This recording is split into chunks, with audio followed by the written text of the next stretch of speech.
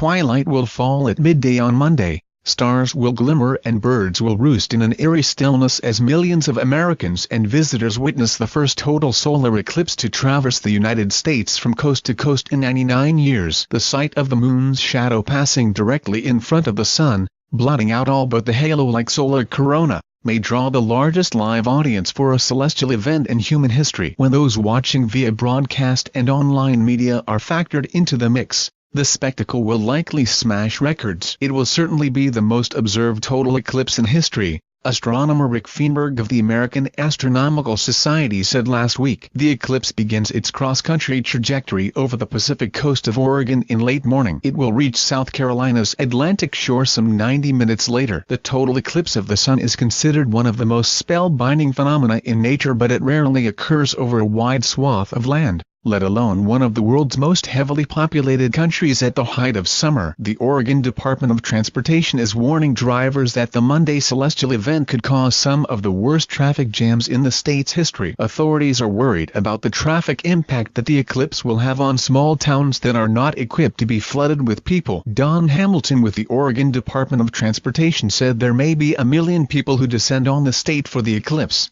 especially in the 60-mile path of totality that spans the state from west to east. In terms of audience potential, it is hard to top the United States, with its mobile and affluent population, even though the direct path is mostly over rural areas, towns and small cities. The largest is Nashville, Tennessee, a city of 609,000 residents. Even so, the advent of social media and inexpensive high-tech optics have boosted public awareness, assuring what many U.S. experts predict will be unprecedented viewership for the so-called Great American Eclipse. Some might take issue with that prediction, citing a solar eclipse visible over parts of India, Nepal, Bangladesh and central China in July 2009. National Geographic estimated 30 million people in Shanghai and Hangzhou alone were in its path that day. On Monday, the deepest part of the shadow, or umbra, cast by the moon will fall over a 70-mile wide, 2,500-mile-long path of totality traversing 14 states. The 12 million people who live there can view the eclipse at its fullest merely by walking outside and looking up, weather permitting. Some 200 million Americans reside within a day's drive of the totality zone, and as many as 7 million, experts say, are expected to converge on towns and campgrounds along the narrow corridor for the event. Many are attending multi-day festivals featuring music, yoga and astronomy lectures. The Oregon Eclipse Festival, which began on August 17 and ends August 23, is completely sold out as thousands have flocked to the state to view the eclipse on Monday. Millions more could potentially watch in real time as the eclipse is captured by video cameras mounted on 50 high-altitude balloons and streamed online in a joint project between NASA and Montana State University. A partial eclipse will appear throughout North America, adding further to the excitement as the wide availability of affordable solar-safe sunglasses produced by the millions and selling so fast that suppliers were running out of stock. The owner of one leading manufacturer reported price gouging by second-hand dealers who were buying up large supplies and then reselling them over the internet at a huge markup. Not all the hoopla will unfold on dry land. Welsh pop singer Bonnie Tyler is slated to perform her 1983's hit single Total Eclipse of the Heart aboard a cruise liner as the vessel sails into the path of totality from Florida on Monday. Back on the ground,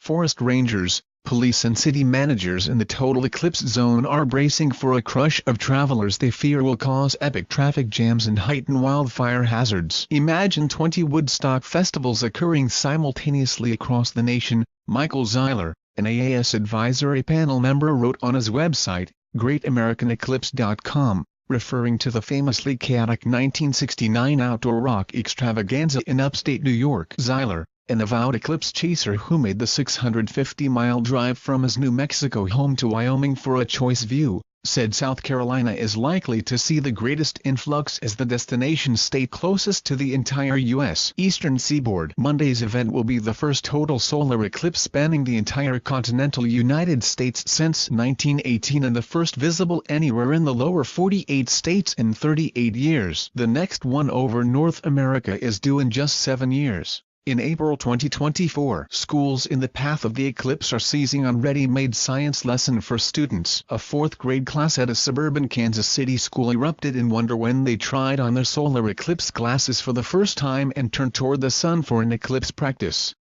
The sun looks like the moon. It's really dark.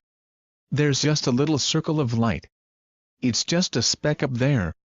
The students at Clardy Elementary School in North Kansas City were practicing the proper use of the glasses Friday in anticipation of Monday's solar eclipse. Their teacher, Christy Lister, had gone through slides detailing how and when to wear the glasses, how to care for them and proper behavior during the eclipse. It was only the third day of the school year, but the students had already talked about eyes, the solar system and other eclipse-related topics. The district's teachers and administrators began planning for the big event last May and worked through the summer on age-specific activities for the district's 20,000 students. The activities will include kindergartners using beads that react to ultraviolet light from the sun, while others will conduct experiments measuring atmospheric changes during the eclipse or create solar viewers with 3D printers. U.S. schools along and near the coast-to-coast path where the sun will be totally blacked out by the moon during the eclipse are taking widely varying approaches. While some districts are seizing the opportunity for ready-made lessons,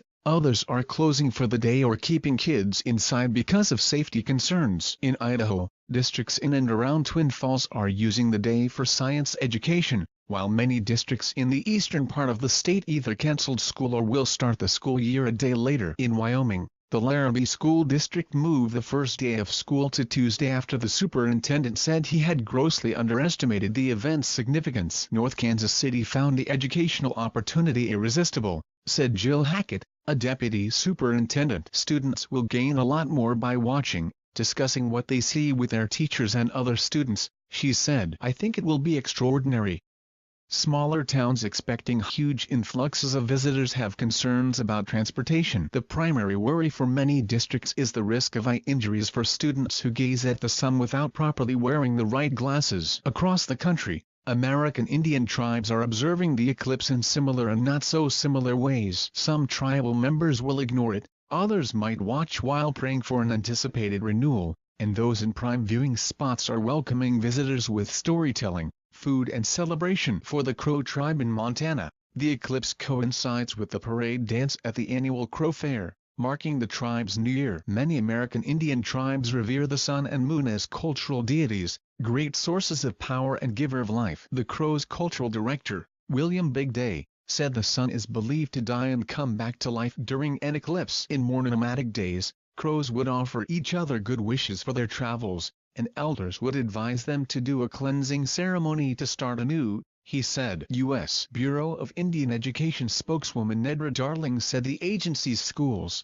most of which are on the Navajo Nation, were given the option of closing Monday. Navajo Nation employees have Monday off, and other schools on and off the reservation that extends into Arizona, New Mexico and Utah earlier decided to close in respect of the culture that teaches that looking at the sun during an eclipse can be harmful not only to one's eyesight but for overall well-being. What happens during an eclipse? During a total solar eclipse, the moon completely blocks the face of the sun, NASA explains. This reveals the pearly white halo of the sun's corona, its outer atmosphere, which is invisible to the naked eye at all other times. For this phenomenon to take place, the moon and the sun must be perfectly aligned, allowing the moon to appear as though it's the exact size of the sun. A total eclipse is a dance with three partners, the moon, the sun and Earth, said Richard Vondruk, a lunar scientist at NASA's Goddard Space Flight Center in Greenbelt, Maryland. It can only happen when there is an exquisite alignment of the moon and the sun in our sky. According to eclipse chaser Michael Eisner, the math of this actually taking place is boggling. The moon is 400 times smaller in diameter than the sun, and the sun is 400 times further away, he explained in an eclipse viewing tip list shared with dailymail.com. Bingo, a perfect fit even though the sun is 100 million miles farther away than the moon. You're welcoming negativity into your life, or turmoil, or trouble sometimes ahead of you, as well as socially, health-wise and spiritually, Baldwin said. You're observing something that should not be observed. Farther east near the Great Smoky Mountains, the Eastern Cherokee tribe is expecting thousands of spillover visitors from the national park. Outside of humans, animals in the total solar eclipse have a big surprise awaiting them on Monday afternoon, biologists say. Zoos, aquariums and other wildlife parks see the celestial phenomenon as a special research opportunity to observe how birds and mammals react when the moon's shadow blots out most of the sun's light in the middle of the day. Experts say the South Carolina Aquarium in Charleston, the last spot over which the total eclipse will pass during its coast-to-coast journey, will carefully monitor the behavior of creatures during the minute and 36 seconds when the area goes dark. Biologists have set up video cameras in the salt marsh aviary and mountain forest exhibits to gather data. In general, researchers are not particularly concerned that the sudden mid-afternoon darkness will upset animals too much, even though the eclipse's approach will come as a complete surprise to them. A little bit of excitement in the days of the animals is a good thing,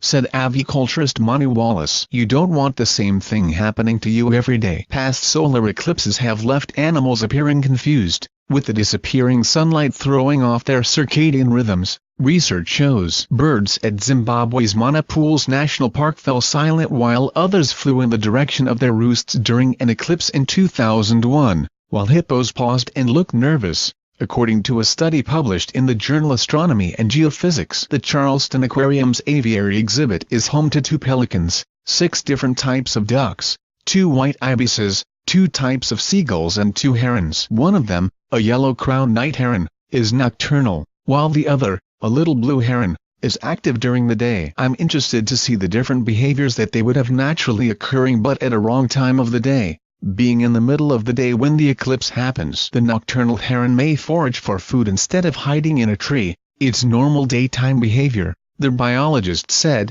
while the little blue heron may take refuge in the trees out of fear of nocturnal predators. Kendall Enter, who works as the animal behaviorist senior biologist at the aquarium, is not expecting any changes in the behavior of 2 river otters in the mountain forest exhibit. At midday on Monday, when the moon's shadow will begin to cross the sun in Charleston, the otters are usually sleeping, she said. Totality is expected at 2:46 p.m. After the otters awaken from their naps, they're either going to sleep through it or they're going to wake up, expecting their food, Enter said. On its website, NASA recommends solar eclipse watchers find out for themselves how animals behave during the eclipse by simply observing pets or local wildlife. An app called iNaturalist is available to record observations and submit them online to compile a database about animal behavior during the eclipse.